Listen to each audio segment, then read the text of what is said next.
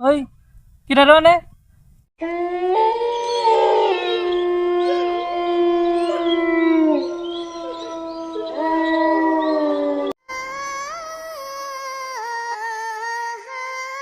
আমি গ্রামের শেষ প্রান্তে এই খেসারি ক্ষেতটি করেছি। কয়েকদিন ধরেই লক্ষ্য করছি, সকালে এসে দেখি ক্ষেতের একটি সাইডে অংশ ফাঁকা হয়ে গেছে, যেন কেউ রাতের আধারে শাক তুলে নিয়ে যাচ্ছে। প্রথমে ভেবেছিলাম হয়তো গ্রামের কেউ লুকিয়ে নিয়ে যায়, কিন্তু আজ রাতে আমি নিজেই পাহারা দিতে বসেছি। রবি আমার বন্ধু, সে এসব বিশ্বাস করে না। সে বলল, বুঝছি না, আসলে কিছুই না।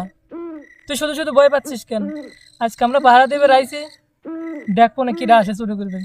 আমরা হাতে টর্চ নিয়ে ক্ষেতের পাশে বসে আছি। রাত গভীর হচ্ছে, বাতাসের শব্দ ধীরে ধীরে অস্বাভাবিক ঠেকছে। এমন সময় হঠাৎ জোপের মধ্যে খসখস শব্দ। রবি দ্রুত টর্চ তাক করলো। টর্চের আলো ফেলতেই দেখি একজন মানুষ নত হয়ে বসে শাক তুলছে, কিন্তু তার শরীরটা স্বাভাবিক না। কোমর থেকে নিচের অংশ দেখা যাচ্ছে না, যেন সে মাটির ভেতর থেকে উঠে এসেছে। রবি থমকে গেল, কাপা গলায় বলল, ওই কিরা রনে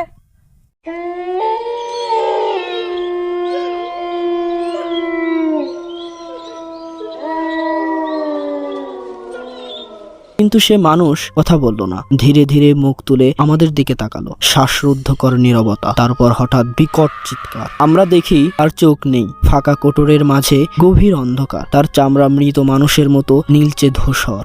আমি আর রবি চিৎকার করে পালাতে শুরু করলাম, কিন্তু চারপাশ থেকে ফিসফিস আওয়াজ আসছে। তোমরা কেন এসেছো? এটা আমাদের জায়গা। আমরা দৌড়াচ্ছি, কিন্তু মনে হচ্ছে ক্ষেতটা যেন শেষই হচ্ছে না। হঠাৎ পিছন থেকে ঠান্ডা বাতাসের ঝাপটা। রবি থমকে গেল, তার মুখ শুকিয়ে গেছে, সে কাঁপছে। আমি পেছনে ফিরে দেখি একটি কালো অবয়ব অন্ধকারের চেয়েও গভীর আমাদের দিকে এগিয়ে আসছে। আর শরীর নেই, শুধু একটা মুখ, কিন্তু সে মুখ মানুষের না। রবি থর থর করে বলল, ভাইস প্রেসিডেন্ট দ্রুত আয়তাল করছি পর।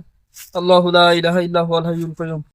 আমি দ্রুত আয়াতুল কুরসি পড়তে শুরু করলাম, এবং অবিশ্বাস্যভাবে সেই কালো অবয়ব কেঁপে উঠল। আমরা দৌড়ে ক্ষেত থেকে বেরিয়ে আসি। আজানের ধ্বনি ভেসে আসছে দূর মসজিদ থেকে, আর সেই ভয়ঙ্কর অস্তিত্ব মিলিয়ে যাচ্ছে ধোঁয়ার মতো।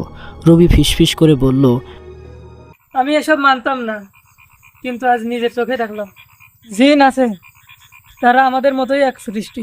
আল্লাহ ছাড়া আমাদের কেউ বাঁচাতে পারবে না। আর এই দুনিয়াতে আমরা একা নই, এই দুনিয়ার মালিক হচ্ছে আল্লাহ তাআলা। আর আমাদের রক্ষা করার জন্য একমাত্র তার দেওয়া কোরআনই যথেষ্ট।